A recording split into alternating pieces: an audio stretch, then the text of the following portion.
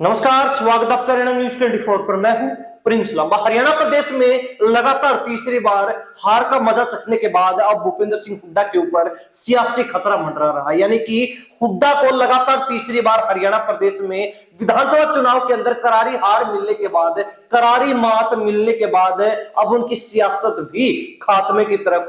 बढ़ चुकी है। चुनाव के अंदर जो बड़ा झटका लगा वो तो लगा ही, लेकिन अब भी लगातार हुड्डा को झटके पर झटके लग रहे हैं। कहीं विपक्षी दल उनको झटका दे रहा है, कहीं सत्ताधारी दल उनको झटका दे रहा है, तो कहीं उनकी पार्टी के लोग ही उनको धोबी पछाड़ देने से पीछे नहीं हट रहे हैं। सीधे तौर पर कहे तो जो भूपेंद्र सिंह हुड्डा लंबे समय से सरकारी कोठियों के चक्कर में पड़े रहे हैं, अब उन्हीं सरकारी कोठियों के चलते उनकी सियासत पर खतरा मंडरा रहा है। संकट के बादल छाए हुए हैं और उन्हीं सरकारी कोठियों के चलते, उसी सरकारी सुविधा और लाभ के चलते भूपेंद्र सिंह हुड्डा की सियासत भी खात्मे की तरफ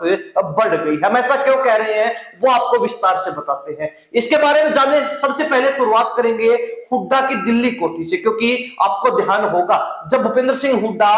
हरियाणा प्रदेश में सोनीपत सीट से लोकसभा का चुनाव हार गए थे और दीपेंद्र हुड्डा जो कि उनके बेटे हैं रोहतक से लोकसभा चुनाव हारे, तो दोनों पिता और पुत्र चुनाव हारने के बाद दिल्ली कोठी खाली करनी पड़ती और उसी से बचने के लिए अपने बेटे को राज्यसभा भेजने का प्रबंध कर लेते। वैसे तो आपको बता दे कि कुमारी शैलजा के स्थान पर जो राज्यसभा की सीट खाली हुई थी, वहां पर भूपेंद्र सिंह हुड्डा ने जोड़ तोड़ करके, साठ घाट करके दीपेंद्र हुड्डा को सेटल कर दिया। और यह सेटलमेंट भी यूं ही नहीं हुई, बल्कि हाईकमान के ऊपर, बड़े नेताओं के ऊपर हुड्डा की तरफ से दबाव बनाया गया, उनके सामने शर्तें रखी गई, जिसके चलते ही दीपेंद्र हुड्डा राज्यसभा सांसद बन पाए थे। हालांकि इस जो है पद को प्राप्त करने के लिए कुमारी शैलजा का हुड्डा को बिल्कुल भी साथ नहीं मिला और यही वो मौका था जहां से कुमारी शैलजा और भूपेंद्र सिंह हुड्डा के बीच विवाद शुरू हुआ था, जो आज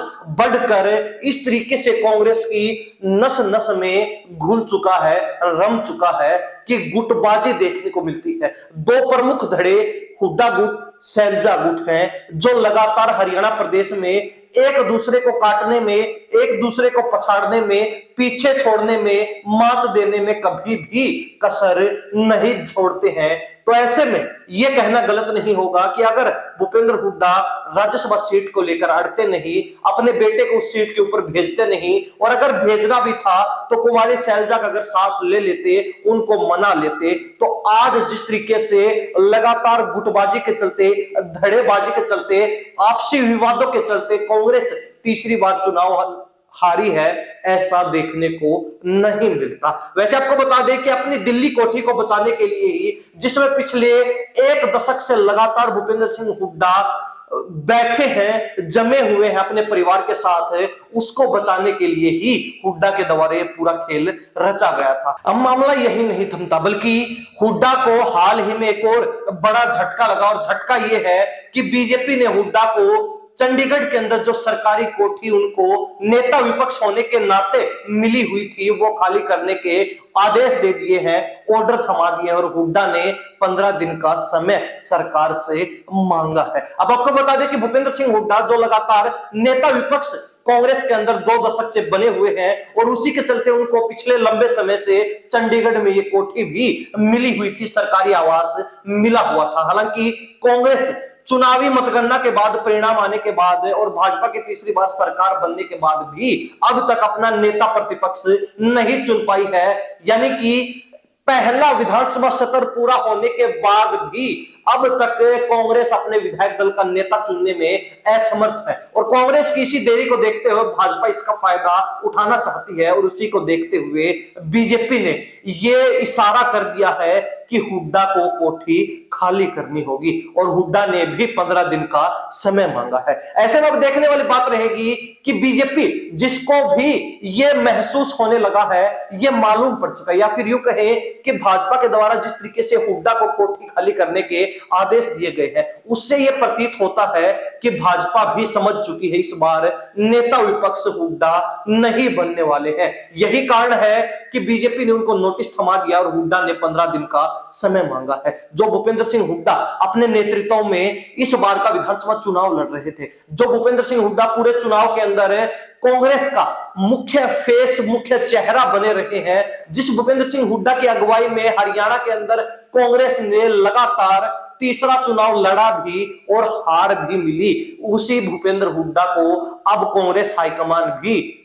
भाव नहीं दे रहा है। उन्हीं भूपेंद्र हुड्डा से अब कांग्रेस हाईकमान का भी भरोसा सा उठ गया है और यही बड़ा कारण है, प्रमुख कारण है, और इसी देरी के चलते भी बीजेपी अब इस मौके का फायदा उठाना चाहती है। वैसे आपको बता दें कि इस कोठी को बचाने के लिए भी भूपेंद्र सिंह हुड्डा लगातार जोड़ तोड़ में लगे हैं और नेता प्रतिपक्ष बनने के लिए कांग्रेस हाईकमान के सामने, अपने आला कमान के सामने, बड़े नेताओं के सामने अड़े हुए हैं। झुकने का नाम नहीं ले रहे, पीछे हटने का नाम नहीं ले रहे हैं। देखने वाली बात रहेगी कि कांग्रेस की तरफ से क्या कुछ फैसला किया जाता है। क्या हुड्डा इस बार भी अपनी सरकारी कोठी बचाने में कामयाब रहेंगे, सफल रहेंगे, या फिर इस बार भाजपा ने जिस तरीके से नोटिस थमा दिया हुड्डा को, उसी तरीके से कांग्रेस हाईकमान भी अब हुड्डा को लाइन से बाहर करने वाला है, हुड्डा को ठिकाने लगाने वाला है, या फिर हुड्डा को नजरअंदाज करने वाले हैं। क्या होगा क्या नहीं होगा, इस बारे में हरियाणा प्रदेश की जनता